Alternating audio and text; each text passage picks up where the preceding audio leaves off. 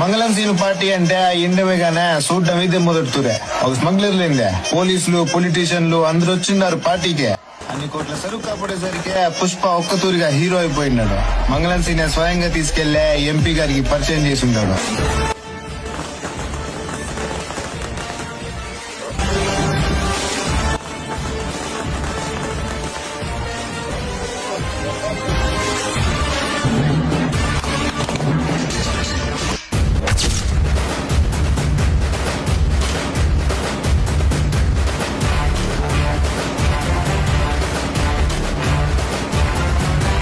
పక్కానాదే ఈ పక్కానాదే తలపైన ఆకాశం ముక్కానాదే.